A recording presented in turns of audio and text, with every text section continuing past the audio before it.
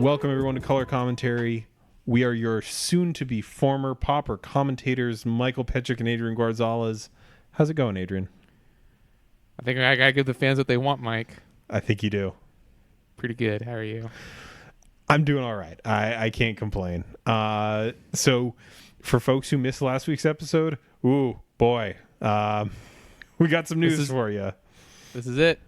Yes, we are going on indefinite hiatus. That is the way we have decided to refer to this, so that if we come back later, we didn't technically lie to you, I guess. But yeah, we got other stuff going on, other projects we want to pursue.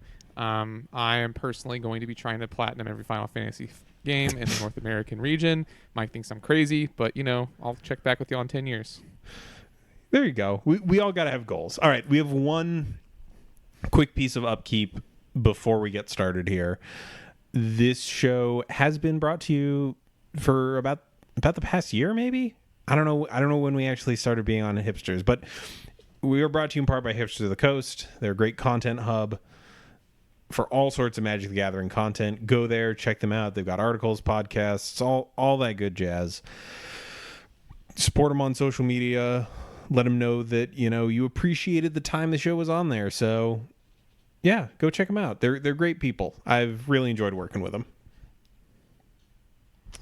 Yep. All right. They've been great.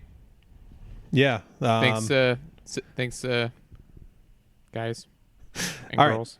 Right. Catch Emma Partlow on the Popper Premier League. She is in there. That's another thing we should mention before we get into the meat of this episode is Popper Premier League still going on. Keep checking it out. It's been very enjoyable for me. I've only been able to keep up with it a little bit because I go to bed at old man times, and the show starts at 9 my time and goes until well after my bedtime. So I've been watching the VODs, but you should watch live. Contribute to it. Be in the chat. Be nice. Chat it up with Alex Ullman and Kendra, the Maverick girl. Yeah. All right. Let's get into this. We basically are doing as sort of a finale thing here. We are doing all the questions Yeah? I was going to say we asked our patrons what this is your last chance. Yeah. What do you want to know? So we got a pretty full slate tonight. Yeah.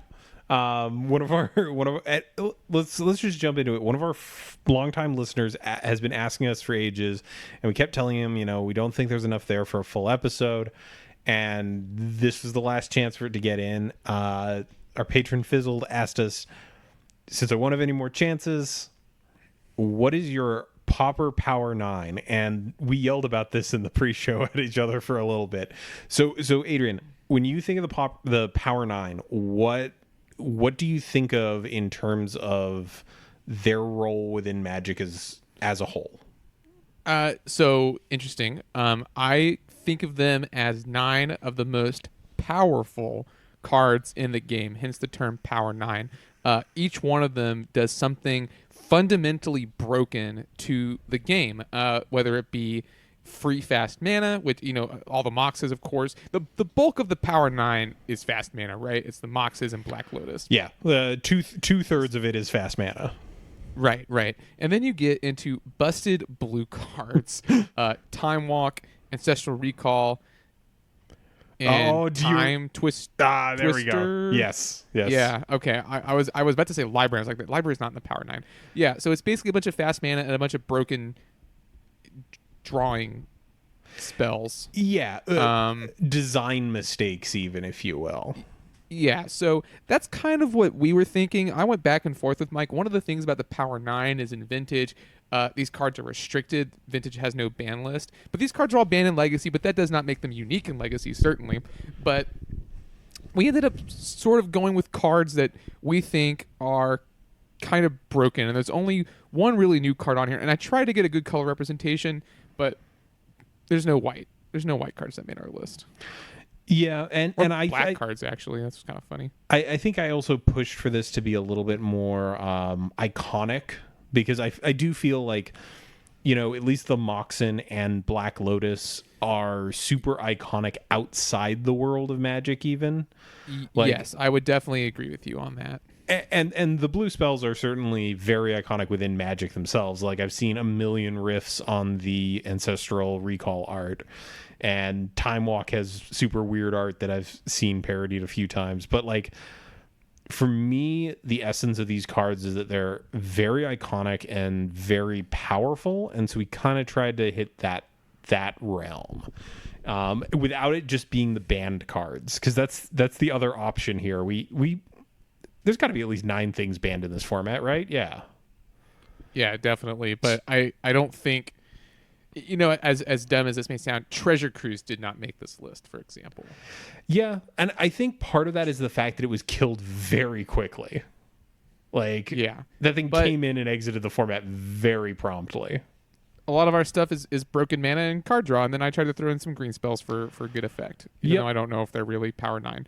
So let's get right down to it. The first card on our list is Gush. Rest in peace. Yeah, and I think actually if we cover 3 of these blue spells here, so Gush, Peregrine Drake, and Cloud of Fairies, I think all deserve a spot on this list because they have sort of eras of the format that they defined. Right. Cloud of Fairies, for a lot longer, for a lot longer than Peregrine Drake, certainly, not as long as Gush, but both, cards basically free. Cloud of Fairies, you play it on turn 2, you hold the counter spell. Definitely defined Mono Blue Delver as a top dog in the format for a long, long, long time, and enabled a degenerate combo deck. Peregrine Drake, same sort of deal. Not Delver, but it slotted very nicely into a control deck that had like a combo-ish type finish. And yeah, I would say they're both representative of very powerful decks from the format. One of them certainly more recently in Peregrine Drake, but Cloud of Fairies was a force for a long time. And then same with Gush. Gush was sort of a sleeper that I don't think a lot of folks knew was a problem until much, much later, until very recently, I should say. Yeah, and I think those are ones that I'm very firm on in terms of like, these have earned their iconic status. They defined the game for periods of time.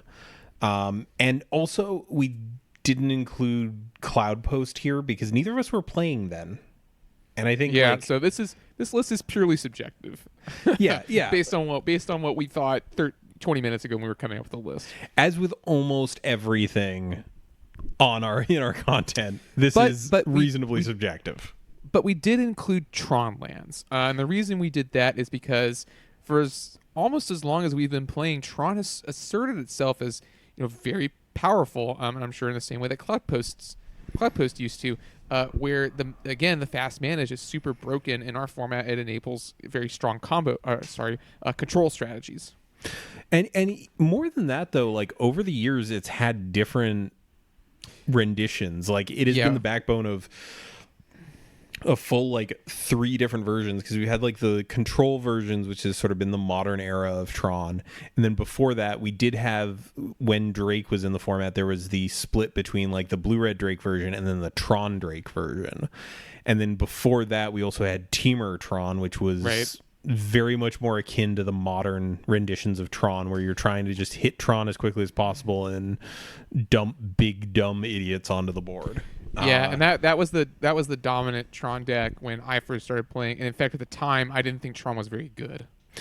Yeah, I mean, it was still like, I was like, sure, if you want to play Finger Marauder and Muldrifter, knock yourself out. Yeah, I mean, sometimes it got there. Next, we have Lightning Bolt, and it's Bolt. Bolt is just, so obviously it's not a Power 9 card like in real life. In real Magic, you know what I mean. In Magic as a community, Bolt is not a Power 9 card, and I would even go so far as, but I think that Bolt is powerful in Pauper, and I'm saying that with a question mark because I'm like trying to think of a way to really describe that. It just goes in so many good decks as a removal spell, as a burn spell. I'm thinking of burn. I'm thinking of blue red. I'm thinking of some of these combo decks, like even Drake, for example, it's just such a good card, and it's a staple in so many decks. I think that's the thing. Like I think it is just ubiquitous to the point where if you're playing red, you better have a really good reason to not be running a playset of bolts.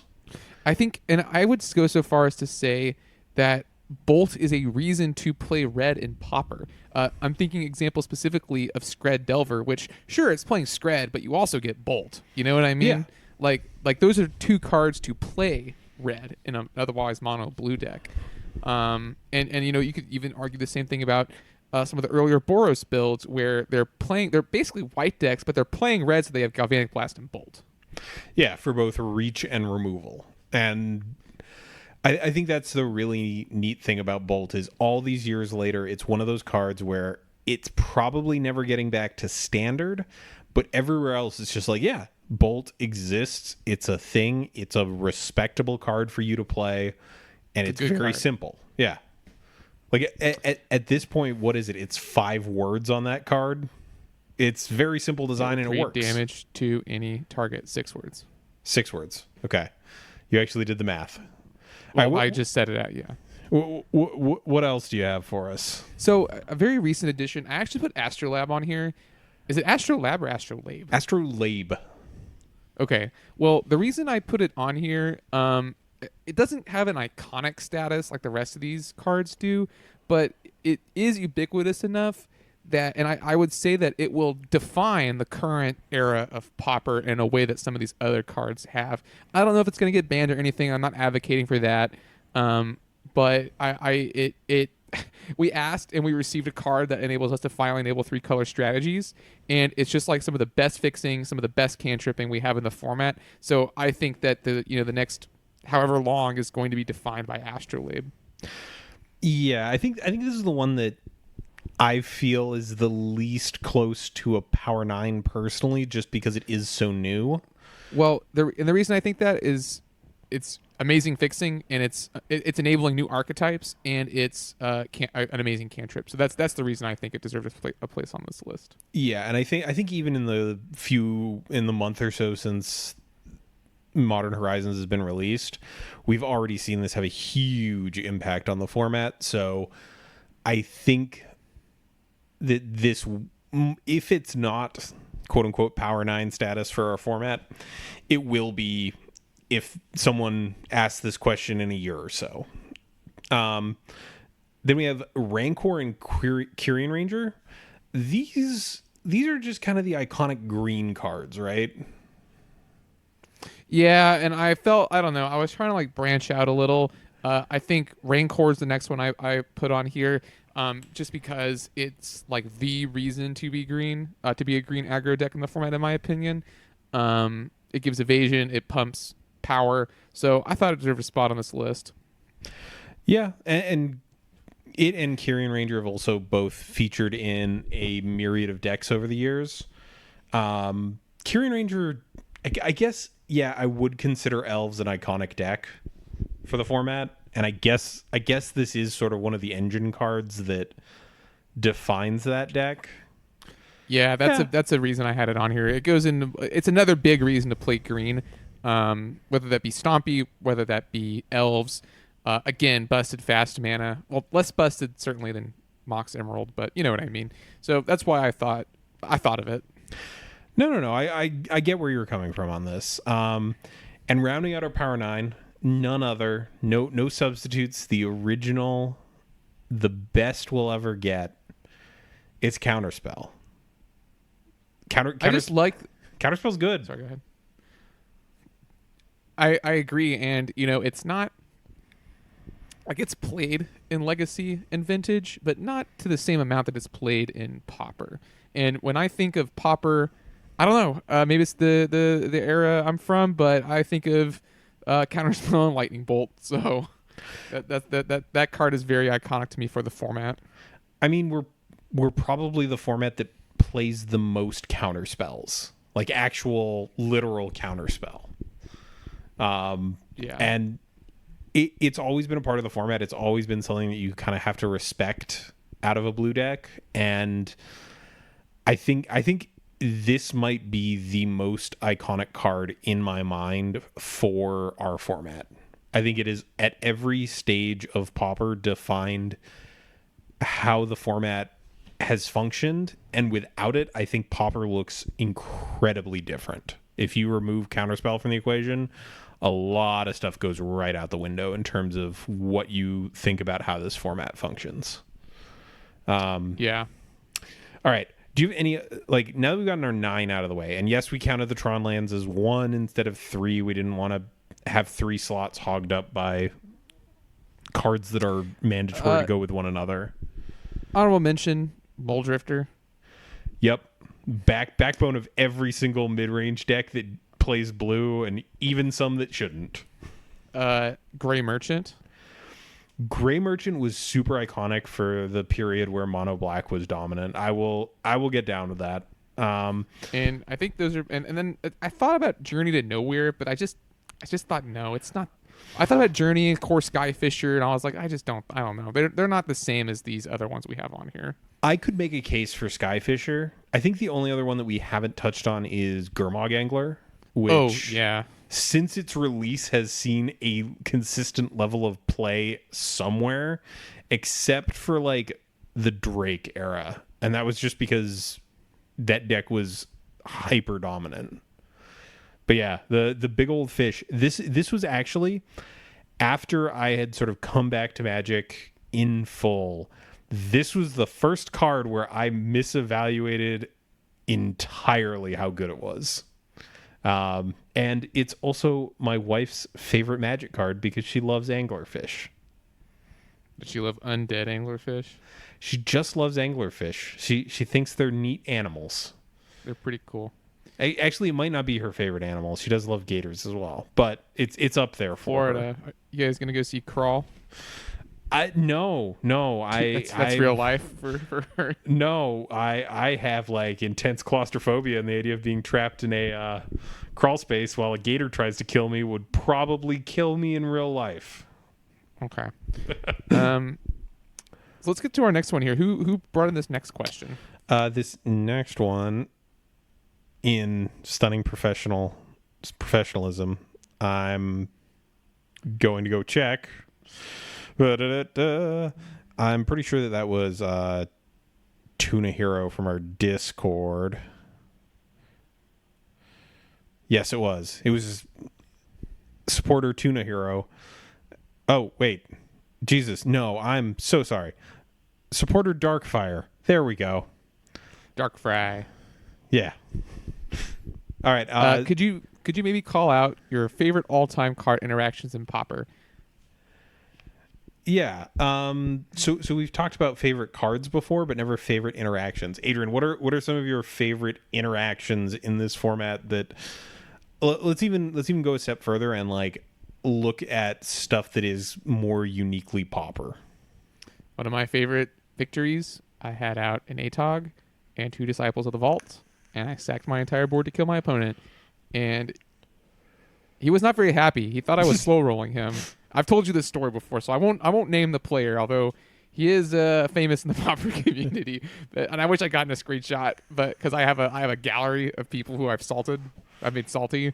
Yeah, that is, I don't know, you just can't win here. I loved it. I think for me, like in terms of interactions, when I think of like uniquely Pauper things, I've always liked the core Skyfisher interaction. I definitely the bouncing. Yeah, because it's something that doesn't really exist in any other format, to the best of my knowledge. I've never heard of another format that plans to heavily abuse a 2-drop with downside. And That's fair, actually. And I've played a lot of Boros, so I can concur with you. I think also like the flicker loop is something that's, while ubiquitous at various stages of this game's life, it's definitely one of the interactions that's unique to the format. In terms of like other neat interactions, Darkfire actually gave the example of flickering an evoked Muldrifter. Like, you and I both have cast plenty of Undying Evils on Muldrifters. Yeah, I was thinking about that too. Yeah. And That's then pretty like sweet. the million and one things that Tortured Existence does that like will melt your mind if you try and do them online. There's also the Crypt Rats trick, which for those of you who don't know is Crypt Rats goes on the stack, so you activate it to get rid of an undying creature. You activate it for 2, and then you activate it for 1 while you hold priority. Yep. Oh, you know what? One of my favorite things that I got to pull off once. I made the very bad decision of playing a deck with Crypt Rats and in the sideboard a singleton copy of Touch of Moonglove. Are you familiar with Touch of Moonglove, Adrian? That gives the creature death touch. Okay, so it's 1 black for an instant. Target creature you control gets +1/+0 and gains death touch until end of turn. Whenever a creature dealt damage by that creature dies this turn, its controller loses 2 life. And this was my Elves sideboard tech. Okay, so what went wrong? It didn't go wrong. It was just a bad decision. I should have played. Oh, okay. I should have just played the Crypt Rats and played a better sideboard card in place of Touch of Moonglove. It was I see. It was one of the many phases where Elves was reasonably popular when we were in Austin, and I just hated losing to it. So I put this stupid little thing where it's just like, cool, Crypt Rats, pay 2 black, kill you and your entire board. Cool, good game. But yeah, that's like I think the cutest interaction. Also, like back in the day, I remember really enjoying some of the jankier things to enable Pestilence as a deck.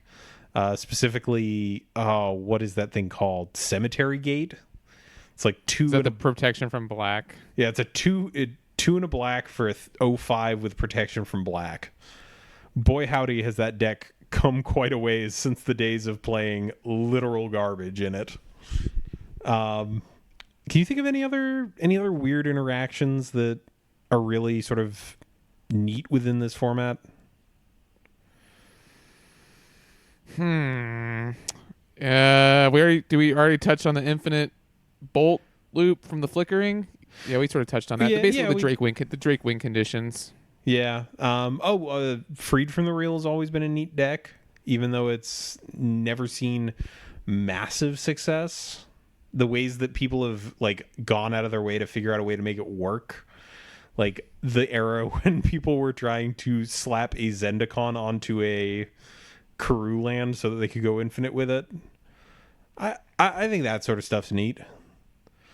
But yeah, definitely. I think that well covers like favorite interactions. Next up we have a bunch of questions from supporter Tuna Hero, who I'm not going to confuse this time. What was your most memorable moment in the history of the show? I was thinking about this too. I think for me, it was the first time we met Alex, and everything just went really wrong. Like everything. And I was, after the show, I was like, man, that guy must think that we are 2 complete idiots. Yeah. That is like my golden standard for when people learn that I do podcasts and ask me for advice. That's like the thing I bring up, and I'm just like, don't be like me. Like everything that went wrong everything that could have gone wrong went wrong. We had all these audio issues with him because I think he was like cooking dinner at the time. And also he lost his audio file. Yeah, like didn't save, so his audio quality is super awful. He like didn't know us very well, and we were I don't know. There was some stuff that happened with one of the people who was hosting us at the time. Yeah, he didn't really appreciate. And afterwards I was like, oh my god, that guy just thinks we're 2 idiots, and why did we waste his time? And now he's of course a very good friend of ours, but at the time I was just like, man, that guy's just never gonna talk to us again. Yeah, there was that. The first time when we had Gavin Verhey on the show, I think that was the moment where I was like, okay, people actually like this show because someone who is way too important in my mind is actually going to be on it. Yeah, absolutely. That was definitely like a big one for me. Also, like, I know you weren't here for this one, and I love spending time with you, but getting Adam Staborski on the show, he was one of the first content creators who I actively followed. And the whole like don't meet your heroes thing, well, like now I bombard one of my heroes with like bad memes at 2 a.m. Psych. Early bedtime. And then of course, getting the professor on. Really, I guess the guest episodes are the ones that stand out the most to me. Of course, we've had Kendra on here a couple times. Once you were gone, and I had Aaron Rubin on the show. But yeah, just like having people on was really, really, really fun. Yeah, and it always made me feel a little bit more legitimate when people who we respect came on the show and didn't immediately just go, "Wow, this sucks. Are you okay? Like, you shouldn't be doing this." Oh, and then of course, Aaron Kane, Popperpalooza. That was very memorable. I still have that deck box. I still have both the deck boxes he made me displayed very prominently in my office area. So those are like 2 trophies that I will treasure forever. I have Kendra and Alex's signature on my color commentary playmat. I'll get yours someday. So I'm a big fan of that too. Like, yeah, I don't know. It's been crazy. It's been a great ride. Honestly, like I think some of the craziest stuff has been like offline. Like anytime a complete stranger has recognized me. Actually, oh yeah. You know what? No, I'm gonna go with the most memorable thing that ever happened because of this show is the fact that I literally have the job I have right now because of this show. The company I work for, I had no contacts at except a guy who went to my local game store who the first time I ever went there identified me by voice. And because of him, I have been working at a specific job that I really enjoy for about a year now. So that's awesome. I also have my job, not through the show, but through Magic, so I know how satisfying that is. I don't know. Yeah, I think like the people recognizing me in public will never see, or semi-public, like in Magic stores, will never cease to be weird to me. But it also like is really cool to me that I have made a product that people actually cared about enough to listen to. And I think that the guest episodes are kind of the same deal, where it's like it reinforces that we're not just 2 goofballs who decided, hey, you have a microphone, we should do a podcast. That is how the show started. It is. It's literally where the show started, and I'm so glad that it is. I always feel like that, right? Like the imposter syndrome thing. I always feel like I'm just some dumb goofball who had too much spare time and wanted to do a podcast. Speaking of, our next question, I think also from Tuna Hero, is what is something we wish we'd done differently? Honestly, I think early on we tried to pigeonhole ourselves into doing segments, and none of them ever stuck around. Yeah, we tried a couple of different formats to add some structure to the show, which I think each one had its own pros and cons, but would you have preferred just a more free form discussion? I think we always tried to do them, and I don't think that they ever added as much as the effort we put in, if that makes sense. Like, because we had like the maybe board. We had main deck sideboard unplayable. We had what else? We had the I don't even remember what it was called. The one where we both brought 2 things and the other person had to pick one of them. Dude, I forgot about most of these. That was the most recent one, even. And I mean, how long ago was that? I mean, I know we did that. I just like. We also had the one where like guess the card. We read like the where we read like the text on the card. Yeah, we did a bunch of stuff. Yeah, and I think like a lot of those just kind of felt gimmicky in retrospect. I think they were an effort to have a break, to like have something, because like we would do a deck tech, and then we would have a dedicated segment to having a discussion. At least for a long time, the format was that way. And the inclusion of the maybe board, I thought, was a way to have a clear, definitive middle to the show, but also to break up some of the more serious conversations we were having around the format. And I think as time went on, we kind of just got to a point where like conversations were a lot more comfortable and we could flow from one topic to another in a smooth way without like a need for this thing. Yeah, and we haven't done it in a while. Like, when was the last time we did a middle of the show segment? It's been several weeks at least. I want to say even maybe a couple months, but and I haven't even thought about it. Yeah, it's one of those things where we never managed to stick to them, and most of the time there was never like a conversation where we said, I'm not feeling this anymore. It was just kind of one week we'd forget it, and then the next week we'd just forget that we'd forgotten it the prior week and move on with our lives. And yeah, I think that, and I think that's the major one. Another fun. Well, before I think about this too much harder, like I want to have more conversation about this. I remember very early on when we were trying to pick a theme song, I sent you a bunch of L's tracks, and we settled on this one. This was the one I was like, okay. I sent you one. You're like, no, I don't like this. I sent you this one, the one we have used for the last 3 years, and you said, yeah, it'll do until we find something better. And we had it the entire time. Yeah, you were like, yeah, this is good. This is good until we find something else. We just never did. That is a very me move as well, though. Like just being like, yeah, we'll do this until we find something better, and then like growing to over time just kind of love it and think of it as us. And I think I may have said this on the last episode, but I asked him about it recently. I said, yeah, we still use that song. He doesn't even remember making that album. I was like, dude, the Brick Tape, your album. He's like, I don't remember that song. He's like, I'm glad you've gotten so much use out of it. Actually, you know what? One of the really minor things I wish we hadn't done, and this was really early on, I wish we hadn't started a podcast like a month before I got married. No. Because there's never a good time to start something like this. I mean, true, but do you remember like we were like, oh, like we can't miss an episode because like we're really going to apply ourselves to this, and we recorded 3 back-to-back hour-long episodes. Oh yeah, that sucked.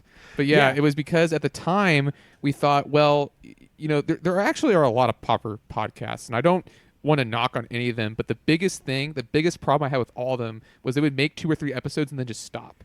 And I was like, we cannot be those shows. Yeah, and like we were really committed to it, but then we like very quickly realized talking for 3 hours in like a performative way is a little much. It's hard.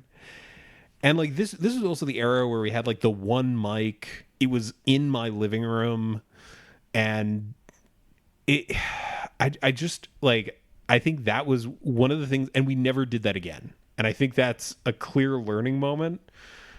But that was definitely one of the ones where it was like, yeah, we shouldn't do this. We should just take a week off if we need to.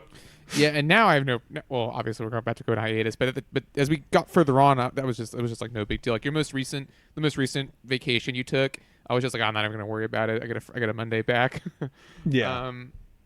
I think one thing that I really wish we had done more of is I wish we had done more streaming or YouTube. We had the Adrian show for a while, we had Jake's segment for a while, and we had Common Area, but none of it stuck. And really what it boiled down to is I just didn't want to spend the time doing it because it was a lot of work, and I don't know how people do that, and I really want it more, but at the end of the day I was like not having fun anymore, which is why I stopped.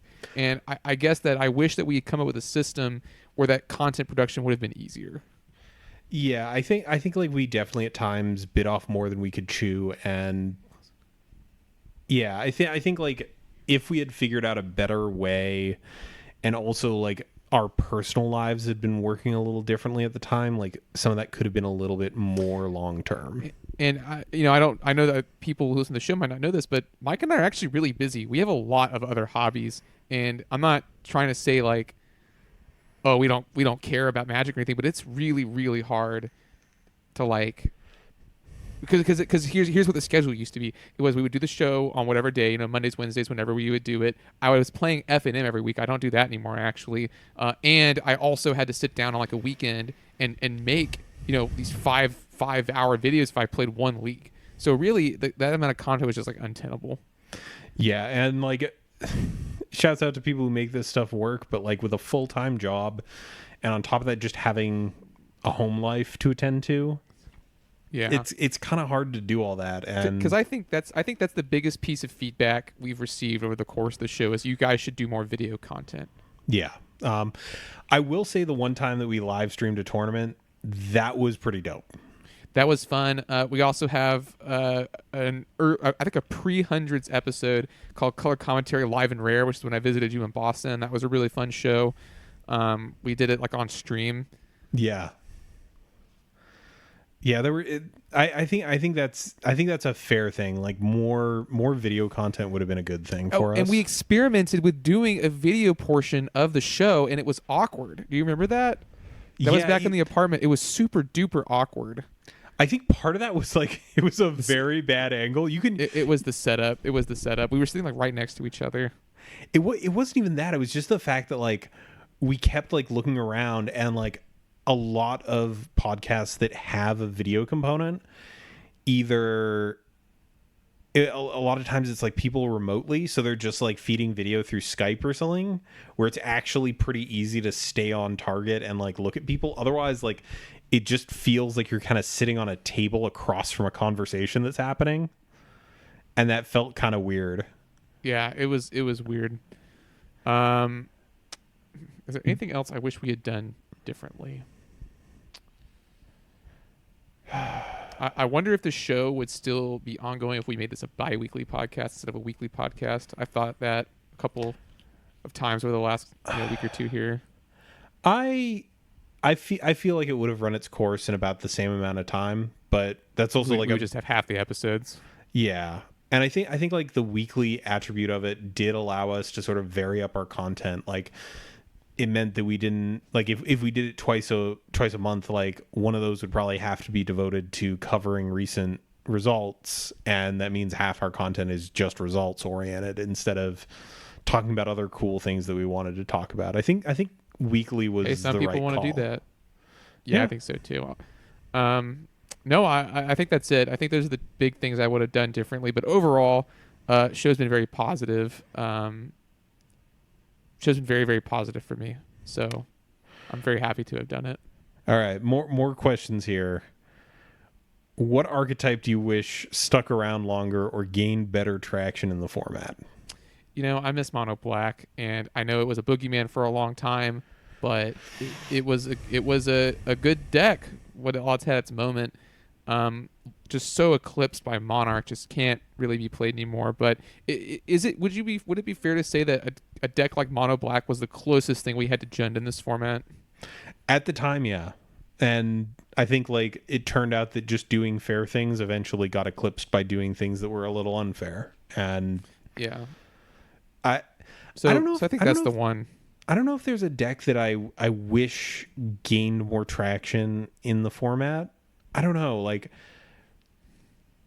I'm trying really hard, and like I've played a bunch of garbage. Like, I'm fully willing to admit that. Like, I've played a bunch of trash decks, but like usually I left. Yeah. Is Pig Trinket viable with Astrolabe downshift? Honestly, I don't even know. It dirtles, right? And like Astrolabe encourages dirtling. And you can get it with Trinket Mage. You can get it with Trinket Mage. Maybe. I don't know. Maybe people who are out there listening, give it a shot. I'd be legitimately curious because that might help fix some of its mana things and also just keep the cards coming. Maybe, actually, now that you bring it up. Huh. Because actually, last week on the Pauper Premier League, Brian Koval was running teachings with Astrolabe in it. And that did kind of help smooth out some of his draws and fix his mana. So, and he was also running Trinket Mage in it with a small Trinket Mage package. So, I guess I could see that. I don't know. I think I'm happy with how the format has progressed over the years, and I think like the things that have gained traction are worth it, and a lot of the things that didn't gain traction, I know because I played a lot of them. Just at the end of the day were, they spiked a tournament, or, it was a cool idea in theory, but couldn't hold up to rigorous repeated results. And I don't know. I can hear the like lament of like missing mono black, but do you remember when the format was all mono black? Yeah, I do.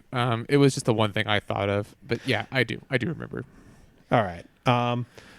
Okay. Now that the card lists are unified, is there a different card you would want added to the format, downshift or otherwise? Again, Tuna Hero. Tuna Hero, you came in the clutch on this episode. This one's for you. No. Honestly, you know what? I'm with you there. Like, I think every time a problem has like, I just think back to Peregrine Drake.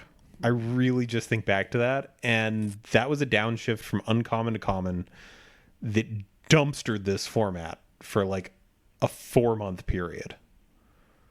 It was just a miserable format to play for those months. I just can't. I know that people are really big on downshifts in general, but I just like.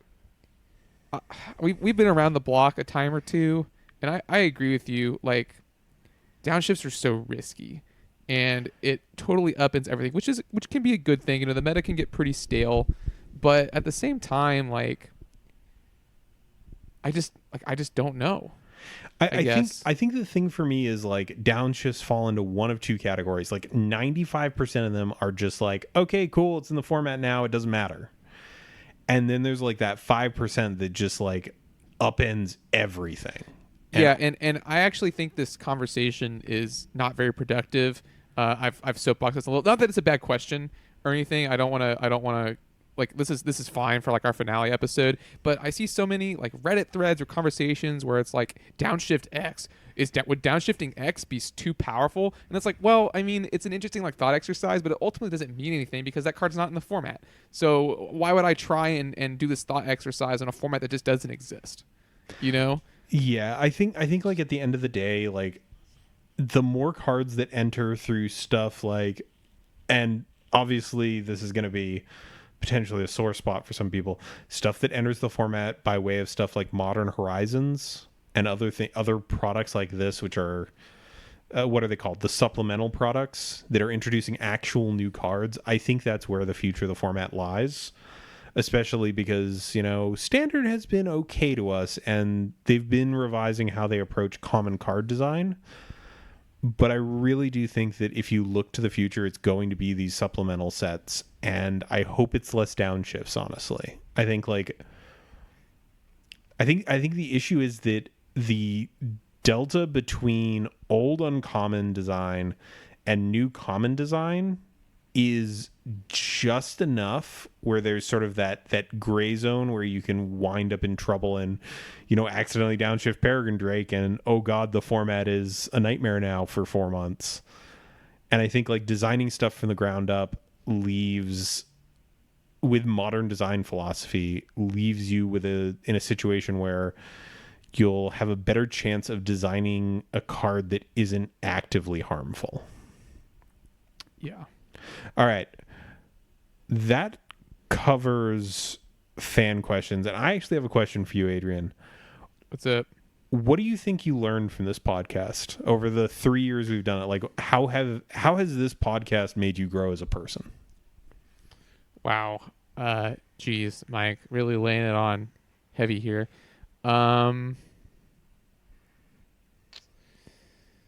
think I've definitely learned how to be a better entertainer, which not that I wasn't entertaining before. It's made me really appreciate my relationship with you. Thank you. I don't know. That's a tough question. I don't think it's made me a better Magic player. Interesting. What about you? I mean, I think for me, like the biggest thing is like I've talked before in public about like mental health stuff. Like I have really severe anxiety and it's mostly focused around social things. And doing this podcast every week and sort of like putting myself out there and having to, it's not public speaking, I guess, but it kind of is. Yeah. I think doing that has made me a lot more comfortable in, you know, expressing opinions and getting my ideas out there. And I think at the end of the day, like this was a big thing that showed me like, hey, you can do things. Because when we started this podcast, like, I admittedly was not like doing super great in terms of being a successful adult.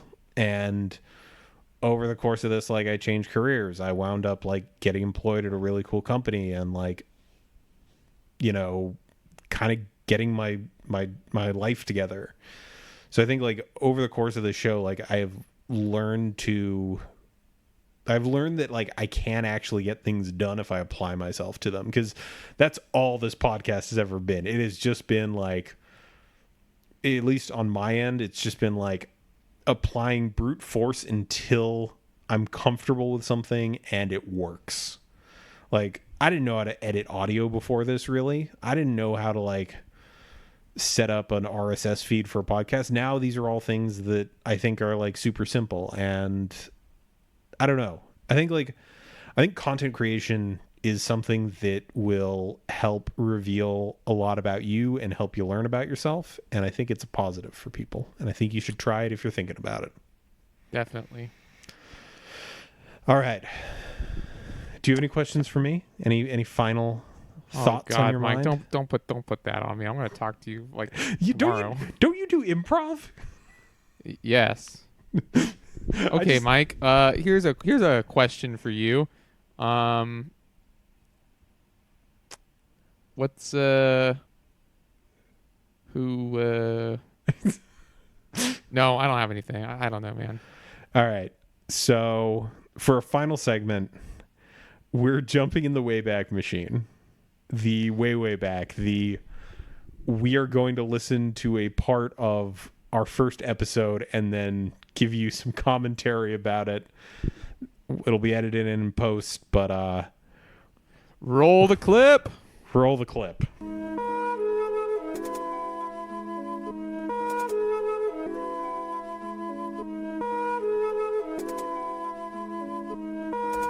Hello, this is Adrian Gonzalez. I'm joined here with Michael Petrick. and we are doing our first episode of our new podcast, Color Commentary. Hope you will get that. Yeah, no, it's the jokes, man. I mean, we're basically two dads, so dad jokes are gonna abound. Yeah, it's not gonna be proud for us, but you know, so we play a lot of Pauper, and that's mainly gonna be the focus of this podcast, I think.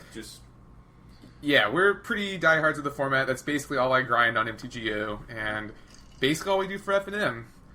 Yeah, we're lucky enough to have a local F&M that we can play Classic Pauper at, and you know, we've got a nice, pretty healthy meta. Like, Yeah, I'd say. things have gotten a little bit kind of congested. We've got a lot of like the really fast aggro decks are showing up a lot more. Yeah, I think there were 2 or 3 Delver Fiend decks over the last couple weeks.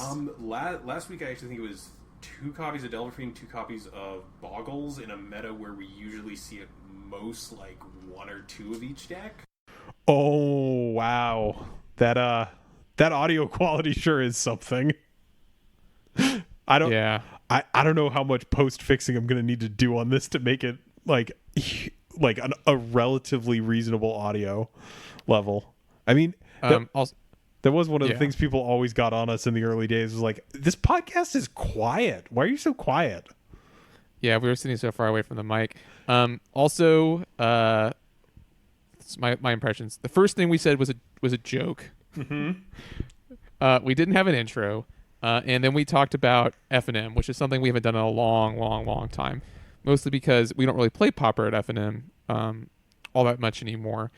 But wow, and then the first thing we mentioned are like, our meta is Boggles and Kiln Fiend. So even back then, there was some uninteractive nonsense going around. Yeah, wow, what a what a trip there. Yeah, I would have liked to listen to more actually, but Mike. I mean, we could listen to some more and keep giving feedback on this. No, I think that you should go back and listen to the first episode if you really want to know. Basically, the premise for the first episode was what is our hook, and we decided to say, well, would Delver be as strong if Delver was a white card? And so the title of the episode is Mono White Delver, and it's what I just said I hate, which is a thought exercise into if Delver was another color, would it still be strong?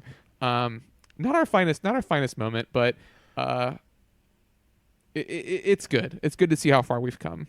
It is certainly like a formative era for us, and I probably will actually listen to it after we finish recording this and I do a bit of editing. But like, man, we've come a long way. 159 episodes later. Yeah, geez, and all that literally started from me asking you, "Hey, you have a microphone, right?" Well, so to set some backstory for everyone, I was trying to be a content creator. I had purchased a microphone to make YouTube videos, and that's what I was doing. I was making Garzala's Magic, which was mostly affinity related. I had thought I caught a huge break. I met another well-known content creator at a GP, and I told him I want to be doing this, and he introduced me to his website, and I wrote a couple of articles on there. But I hit like a wall. I wasn't really jazzed to be doing what I was doing anymore, and that's actually how I got into Popper, was playing Affinity. And I just wasn't that happy with what I was doing anymore. I had sort of hit a rut where I was just playing the same deck over and over again. You know, one of the things that's nice about being like Reed Duke or Andre Mengucci is you have the collection, right? Mm-hmm. And then like you're affiliated through Channel Fireball, so it's really easy to get these cards. I do think that they have to pay out of pocket for them, but I don't think it's as much. So I don't know. It was really tough. And then Popper, I thought, oh well, I could start making content about this format because it's so cheap. And then I met Mike, and the rest is history. Yeah, man. And this podcast has survived multiple, like, this podcast literally survived me moving halfway across the country. And I don't know, with this being like the theoretical finale, unless we later come back, like, I'm glad that we did this. Me too. At the end of the day, like, and I'm going to try. It was a good experience. I'm going to try not to get too misty-eyed here, but like, I don't know. I think like this has been a great experience, and I'm so glad for all the people all over all these years that have supported us, be it financially or like just the emotional support of like saying, "Hey, I like your podcast." I don't know. It's been a wild ride, and I'm excited to see what comes next, but I don't know. I think it's time. Yeah. All right. With that, you're going to take us out of the show. Thanks for joining us today. This podcast is brought to the support of all of our patrons, who I'm now going to read. Should I do first name, last name, or just first name? Let's just do first name unless it's a pen name, just so we don't accidentally dox people. Yeah. Alex Ullman, Allie, Andy, Austin, Barry, Ben, Brandon, Brendan, Chris B, Chris D, Christopher, Daryl, David F, David L, Deezer, Dennis, Dr. Bear, Dustin, Enrique, Eric E, Eric H, Ferris, Freddie, Ilobmert, Jan,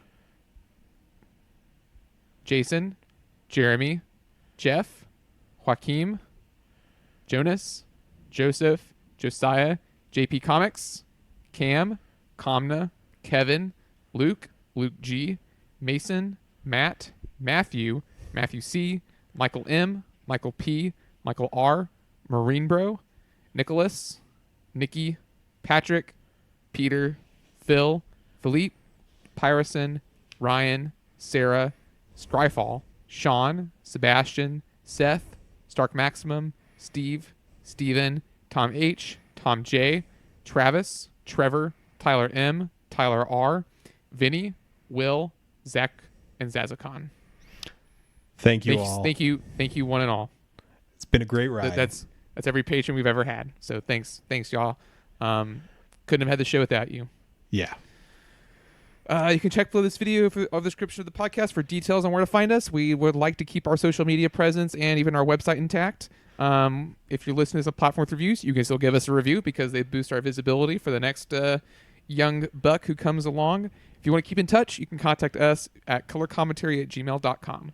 Special thanks to my LGS Pat's Games, Mike's LGS JP Comics, and of course L, You can find Quantitative and the whole Brick album over at soundcloud.net/ELLELLELL. Till next time, this is Adrian and Mike signing off for Color Commentary.